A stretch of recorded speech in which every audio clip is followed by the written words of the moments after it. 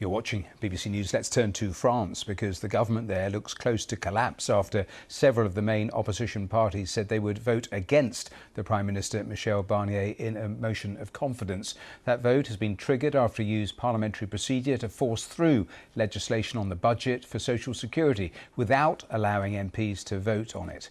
Both the left-wing France Unbowed party and also the hard-right National Rally have said they will censure Mr Barnier. He was appointed by President Macron to lead a minority government. The motion of confidence is expected to be held later this week. So let's head to our correspondent in Paris, Hugh Schofield. So, Hugh, now what? With you. Indeed. It looks very likely that Michel Barnier will fall on Wednesday and that France will be once again without a Prime Minister, or at least not a sort of functioning one. He'll probably remain as a caretaker Prime Minister for a while, but we will be plunged back into the same crisis that we had back in the beginning of all this. If you remember, the background is the election disastrously called by Macron back in June, July, after the European elections, which resulted in this split house, split three ways, in which none of the three blocs, that is the centre, the left and the populist right, could command a majority.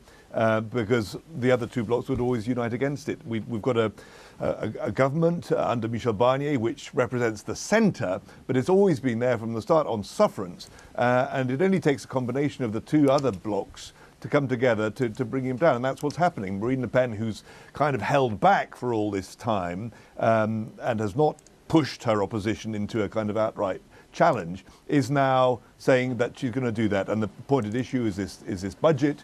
Barnier's spent the last 3 months, basically spent his whole time in office drawing up this budget. So the first bit of legislation that matters, that comes before the House, and the whole thing looks like it's going to fall apart.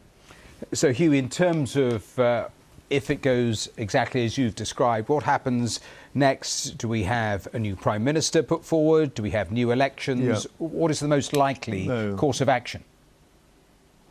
Well, there's a big problem with all this, which is there can be no new elections until next July, because the Constitution says there has to be a year between votes. So no, that is ruled out. So whatever happens, we'll have the same kind of badly functioning upper chamber, the National Assembly.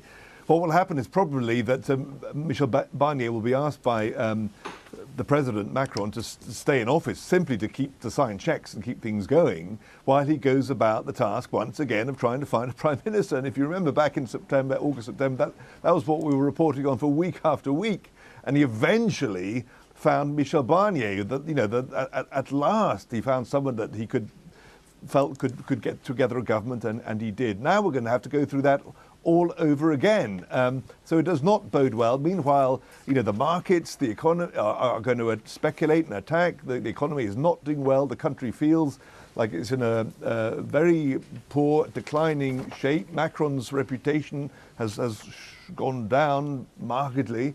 And the feeling is that, this can't be allowed to continue for another 6 months until it's cleared up maybe by new parliamentary elections. So, of course, in all of this comes into the mix growing calls for Macron's resignation.